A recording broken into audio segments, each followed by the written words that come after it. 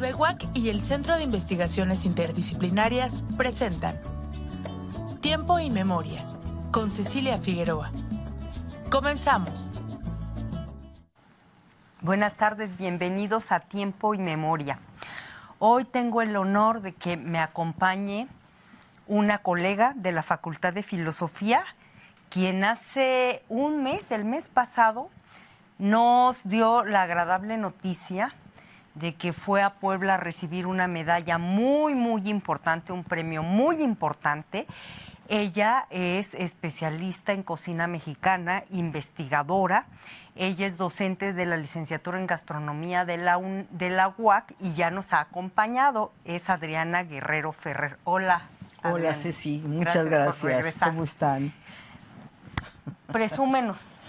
Te ganaste una medalla, un premio de relevancia nacional, no por una obra, no por una investigación, sino por todo tu andar como académica y todo lo que has aportado en investigación de la cocina mexicana. Así es, sí, estoy muy contenta por haber recibido este premio. Lo recibí precisamente hace un mes. Es el premio Ricardo Muñoz Zurita, Chef Ricardo Muñoz Zurita, aquí está la medalla. Es un reconocimiento importante que Ricardo otorgó dentro de un evento muy importante que se realizó en la ciudad de Puebla, donde se premiaron a los de 150 mejores restaurantes del país. Entonces nos dimos sede, esos 250 restaurantes, más los investigadores, ¿no? Entonces, ¿cuáles fueron las categorías que se premiaron? A la difusión editorial, a la investigación académica y a la promoción, ¿no? Entonces a mí me lo dieron por la investigación académica. Esta medalla tiene un enorme significado. El nombre de Ricardo Muñoz Zurita, que es un gran investigador y cocinero mexicano, y tiene el perfil de Ricardo, y dentro del perfil está el maíz, el chile y el tomate, ¿no? Esto es de un gran simbolismo, es lo que nos hermana a todos los mexicanos, ¿no? Es la base de nuestra cultura culinaria. Y un libro, porque también el cocinero investiga, promueve, escribe, difunde. Hace cultura. Exactamente, hace cultura. Lo has dicho perfectamente bien. Entonces, para mí fue un honor, ¿no? Porque además, cuando me dieron el premio, siempre decían mi nombre y Querétaro. Ah, mira. Siempre, ¿no? Entonces, ¿de dónde? Pues de la Universidad Autónoma de Querétaro. Y para mí eso es muy importante porque la universidad me ha acogido, me ha permitido crecer académicamente. Entonces estoy muy agradecida con la institución. Bueno, pero tú ya traías tu andar y tu trayectoria muy importante cuando llegaste acá a gastronomía. Claro. Ya habías publicado tu libro, que es una investigación, tu tesis de licenciatura de los dulces de Puebla. Exacto. Ya habías publicado este libro maravilloso de los monjes del convento grande de San Francisco de Querétaro, si mal no recuerdo, del siglo XVIII, claro, de que te encontraste estos libros, cartacuentas. Libros, ¿verdad? ¿Te sí, que comían, que dónde comían, que se iban por la Talavera a Puebla para el chocolate. Exacto. ¿Verdad? Todo eso. Y el otro libro, el de Cocina y Cultura en Querétaro, ¿no? Entonces ya traías todo ese bagaje. Claro. Y entonces ahora, bueno, tu investigación de este hacendado poblano que era archirrico en el Porfiriato, platícanos de ese, porque ese está interesantísimo. Me acuerdo de la mesa rusa que siempre dices que con el piecito le hacía así y daba vueltas y era todo. A ver, cuéntanos de qué se sentía ese rico en el Porfiriato. ¿Cómo se llama tu hacendado? Esas fotos, ¿dónde las encuentras? Ay, bueno, es un trabajo muy interesante, ¿no? Para la tesis de la maestría estudié la mesa y ahora en el doctorado, ¿no? Estudié el álbum fotográfico. Es un álbum fotográfico que tiene 47 imágenes y que se encuentra en el Museo Nacional de Antropología e Historia, en el acervo de los álbumes antiguos. Y ahí pude consultar esta maravillosa obra que este español manda a hacer y que dona al Museo Nacional en 1903. Gracias a eso es que nosotros podemos hoy conocer cómo era esa hacienda. ¿Cómo se llama el señor hacendado? Marcelino García de Presno. Y fíjate que hoy en Puebla van a hacer un corredor turístico en Tlahuapan, Puebla, en el casco de la hacienda. Wow. Una cosa muy ¿Se interesante. conserva bien el casco? Está bastante derruido, pero tiene mucho, todavía muchos muros, o el minarete, tenía un minarete para dominar las 10.800 hectáreas que tenía la hacienda, ¿no? Entonces, porque además estaba al pie del volcán del Iztaccíhuatl. Entonces, es un trabajo muy interesante sobre este proceso, ¿no?, cultural, y además cómo la imagen nos permite reconstruir la historia en el porfiriato. Sí, de los latifundistas, y además era un hacendado al que le gustaba, por lo que dices, comer muy bien, ¿verdad? Claro, porque platícanos de eso. Tiene una mesa, solamente una fotografía de la mesa. De su mesa, de la mesa de la hacienda, y es una mesa grande, una mesa redonda, que decíamos que tenía una Lazy Susan, que es un disco giratorio, donde ponían todos los condimentos, y entonces, como tenía una planta de luz en su hacienda, entonces eso amaba la mecanización de las cosas, ¿no? Como todo hombre del progreso, el movimiento, ¿no?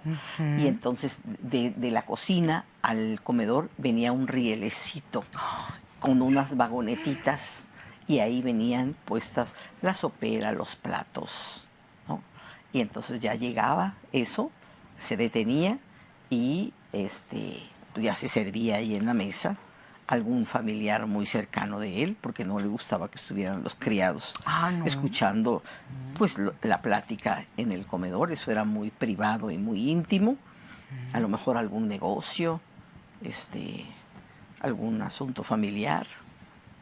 Entonces, pues eso no lo tenían que escuchar. Y entonces el familiar cercano servía en los platos, ¿no? Y entonces tenía una palanquita, un mecanismo en donde esa Lazy Susan giraba, ¿no?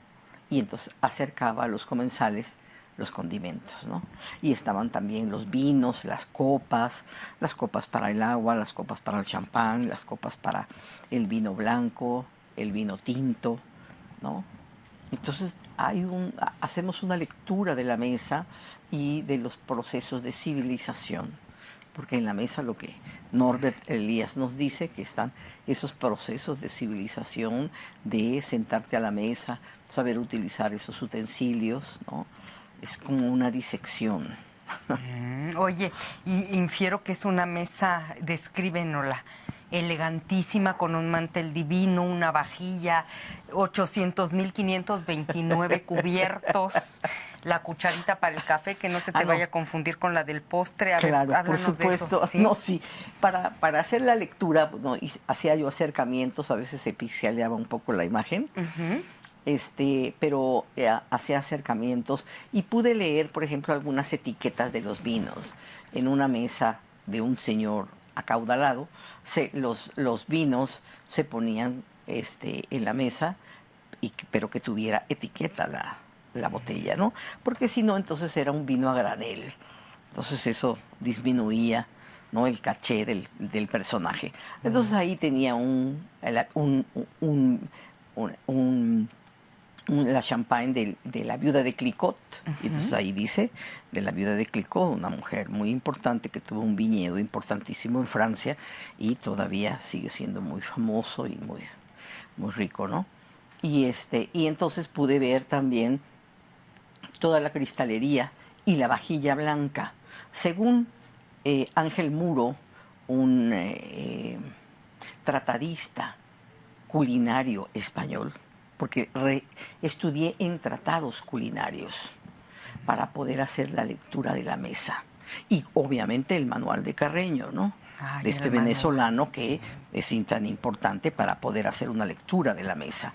Entonces, en la mesa, bueno, vemos el poder de este individuo, su poder de adquisición, sus gustos. La vajilla debe ser blanca, si acaso con un filito dorado o plateado, pero la vajilla, para ser elegante, debe ser blanca siempre, ¿no? Eso se privilegia mucho. Y la vajilla así lo es. Entonces, están la organización de las copas, entre un comensal y otro hay una distancia de unos cuantos centímetros, pero el comensal más o menos tiene unos 60 centímetros a su alrededor para no tropezar con el personaje de junto. A mí me parece muy importante porque esta es una mesa redonda, Ceci. Eso no es una usual. mesa, no es usual. Siempre la mesa es rectangular, en donde en las cabeceras de la mesa vas a encontrar a los personajes, ¿no? Como la de Don Porfirio en el castillo de Chapultepec, ¿no? Pero no, esta mesa es redonda, es una mesa moderna, y las sillas son de estas maderas curvadas que venían de Michael Tonet tenía era una fábrica donde curvaban la madera y eran estas sillas, sí te acuerdas, Sí, ¿no? sí. Que están tejidas de petatillo y los respaldos están así curvados, ¿no? Esas son las sillas que están en la mesa, ¿no? Y vemos también una maleta de vinos,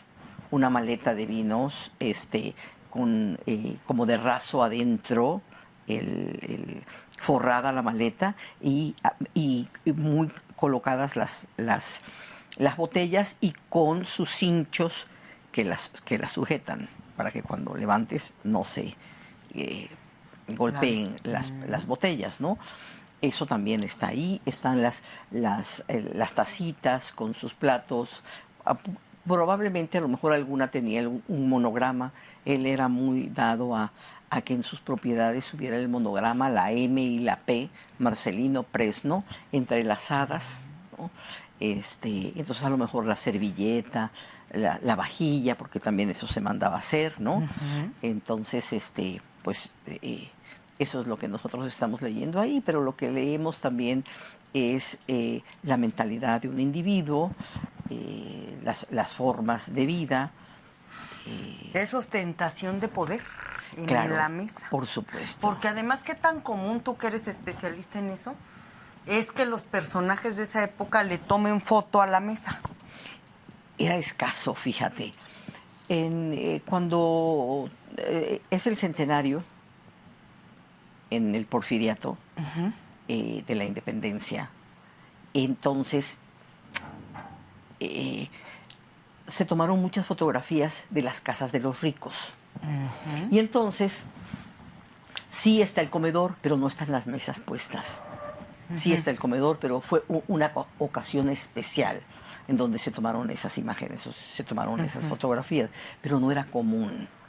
No era común. Fíjate que me encontré con un amigo investigador, Víctor Manuel González Macías, y él también estudió a la élite porfiriana, y me comentaba que en Relaciones Exteriores, en el archivo de Relaciones Exteriores, estaban todo lo que los ricos porfirianos compraban en el extranjero y que tenían una gran pasión por comprar vajillas de plata, ¿no? Y entonces, bueno, todavía encontramos en los museos objetos de mesa de plata que están grabados con los monogramas de estos individuos, ¿no? Pero, o sea, ¿es una vajilla de plata como un plato en donde comes o es la parte de abajo de la vajilla? El bajo plato. El bajo plato, claro. Exacto. Sí. O, por ejemplo, los fruteros, o jarras con incrustaciones de plata, ¿no? Ya había pasado de moda toda esta porcelana de Oriente que era carísima en el virreinato. Claro, de pero la fíjate vajilla que y de todo en eso. Europa ya no era, según este investigador, Víctor, ya no era tan común en Europa el gusto por la plata. Entonces veían como como pasado de moda a los mexicanos que se interesaban tanto por comprar objetos de plata, ¿no? Sino que ellos estaban ya, como ya tenían sus fábricas de porcelana, ellos propias, ¿no? En Alemania, en Austria, en Francia, ¿no? Entonces, pues ellos consumían eso y también traían muchas cosas de Oriente, obviamente. Siempre los objetos de Oriente han sido una fascinación, biombos. Pero jarrones y esas cosas como más decorativas, ¿verdad? Exactamente, sí. Esas no pasaron de moda en el Porfiriato. No, al contrario, ¿no? Al contrario. El mármol se hizo muy común, esculturas de mármol, de bronce, ¿no? Tenemos... La mesa de este señor, ¿de cuántos comensales es? Era de 12. Ay, era caray, grande, redonda era de 12. redonda de 12 comensales. Sí. Y ¿no? aprovechando, háblanos de tus otras investigaciones, por ejemplo, los dulces de Puebla. Bueno, evidentemente los dulces de Puebla son famosísimos por las señoras monjas, ¿verdad? Que son, porque Puebla, Querétaro, pues... Oaxaca, lugares Michoacán, de monasterios, ¿no? Claro. Pero, a ver, cuéntanos qué se encuentra Adriana cuando va e investiga los dulces. Sí, efectivamente, provienen como el rompope, como los dulces de leche, todo esto de las religiosas de los conventos. ¿Cómo es que pasa a la calle y se popularizan? Exacto, mira, Carlos Sola en su libro Elogio de la Dulcería Mexicana, él describe 4 grandes ámbitos de producción del dulce en México, ¿no? Entonces está el dulce popular, el dulce doméstico, el dulce en los conventos, ¿no? Y no me acuerdo el otro, sí. No te preocupes, al rato te acuerdas. Exacto. Entonces, Carlos Sola describe que no solamente las monjas hacían, que sí es muy importante la producción del dulce con las monjas, pero también, como dice Rosalba Loreto cuando estudia los conventos de monjas, había como una membrana porosa, ¿no? En donde pasaban, ¿no?, los conocimientos de ida y vuelta y los confiteros, perdón, se me olvidó. Los confiteros. Esos debieron ser los más caros, ¿no? Exacto, los maestros dulceros, ¿no? Entonces, ese es el otro ámbito, perdón. Ese es el otro ámbito, ¿no? El maestro dulcero, el oficio, ¿no? El oficio. Y entonces, yo lo que encuentro es, bueno, siempre los poblanos comentaban, es que la dulcería está en vías de desaparición. Y yo me pregunté, bueno, ¿en serio está en vías de desaparición? Entonces, como que esa pregunta también guió mi investigación, ¿no? Si quiero estudiar la tradición la voy a estudiar en el pasado, pero voy a ver en el presente cómo se reproduce esta dulcería y qué es lo que hay detrás de esa dulcería. Pues la identidad de los poblanos, por lo tanto, no está en vías de desaparición, al contrario, ¿no? Entonces estudio con los maestros dulceros, estudio recetarios antiguos, recetarios de monjas, el dulce doméstico, la familia poblana que reproduce esos dulces y los ponen en estos, le llaman dulces de Platón, que son muy famosos en las familias poblanas. Se compraban estos platones orientales o europeos de porcelana, y ahí se ponían los dulces, ahí se ponían aquellas pastas riquísimas, ¿no?, de frutas, etcétera, y se servían en un platito, y eso le llamaban dulces de Platón. Son muy famosos en Puebla, ¿no? Y entonces encuentro pues que esa dulcería tiene una expresión que está vinculada en el corazón de los poblanos, en su identidad, y por lo tanto hoy, sobre todo, los poblanos tienen siempre lo han tenido, obviamente, un gran gusto, un gran aprecio por sus dulces, ¿no? A los cuales le escriben, a los cuales les cantan, a los cuales pintan, y eso es muy importante porque ahí tienes la difusión de esa cultura. No, entonces por eso decimos, es que son famosos los camotes, es que son famosos las tortitas de Santa Clara. Los borrachos que conocemos aquí. Los son borrachitos. poblanos, ¿verdad? Sí, los Pues borrachitos. bueno, esos también los hacen en el Estado de México, en Toluca. Toluca tiene una dulcería también muy, muy grande, ¿no? Pero yo creo que mucho de este interés y de esta difusión y de este conocimiento que tenemos sobre la dulcería es porque, como te digo, se escribe sobre la dulcería, han escrito poetas, ¿no? Escritores, se han pintado la cocina poblana.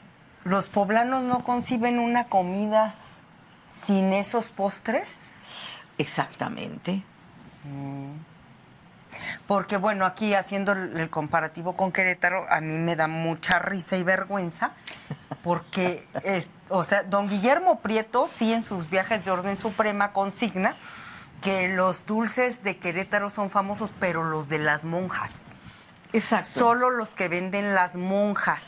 Era ¿no? muy importante porque ellas tenían una producción de dulces, porque con eso también mantenían la orden, ¿no? Sí. Y entonces eran dulces que se vendían. Mira, por ejemplo, Ceci, en este expediente que me obsequió el maestro Urquiola sobre lo que comían los alumnos en el Colegio Real, que es donde hoy está la Facultad de Filosofía, entonces cuando en Navidad, en las fiestas de Navidad, de Nochebuena, se compraban dulces a las monjas. Se compraban los dulces, no los hacían ellos, ¿no? Por ejemplo, cuando el virrey, el conde de Moctezuma, viene de España y pernocta en Puebla y está ahí 200 y tantos días, casi un año, cuando se hace la fiesta, compran dulces a las monjas. Y no solamente hay en Puebla, sino se compran en Oaxaca, se compran en Toluca. ¿Y a quiénes les compran? A las monjas. Había una gran producción en efecto, ¿no? Pero no podemos dejar de pensar que estaba el maestro dulcero, que estaban las señoras que elaboraban esos dulces en el ámbito doméstico y el dulce popular, ¿no? El rompemuelas, los dulces estos también de pepita, los dulces de cacahuate o aquellos dulces tan sencillos como tostar el maíz y después caramelizarlo. Esos se llamaban burros, por ejemplo, ¿no? Sí. Porque esos los llevaban a vender en burros y el color que adquiere el azúcar caramelizado tiene el color también de la panza del burro. Entonces le llamaban burros. Son dulces muy sencillos y muy populares que la gente podía comprar, ¿no? Y finalmente, en el minuto que nos falta, háblanos de tu libro de la cocina queretana. ¿Ese es el que retomas de estos recetarios y estos libros de cuentas de los franciscanos? Claro, bueno, el libro de Cocina y Cultura en Querétaro es de un largo aliento, ¿no? Que está construido en 4 capítulos y tiene un recetario, que el recetario es producto de la investigación académica, y partimos de las pinturas rupestres del mundo de la frontera mesoamericana, Querétaro, en Mesoamérica, hasta llegar al siglo XX, ¿no? Con su producción culinaria, obviamente basada en las cactáceas sobre todo, ¿no? Cactáceas, el trigo, las frutas que se cultivan en las haciendas queretanas, que también fue muy importante, porque no podemos olvidar que Querétaro fue el que mantuvo a todos esos presidios y a las minas en el norte del país. Pues muchas gracias, a ti, Adriana Ceci, Guerrero Ferrer, por haber estado de nuevo aquí. Felicidades por tu premio. Muchas gracias. Hasta luego, Ceci. Hasta luego. Y a nuestros televidentes nos vemos en la próxima emisión. Buenas tardes. TV UAC y el Centro de Investigaciones Interdisciplinarias presentaron Tiempo y Memoria, con Cecilia Figueroa. Gracias por acompañarnos.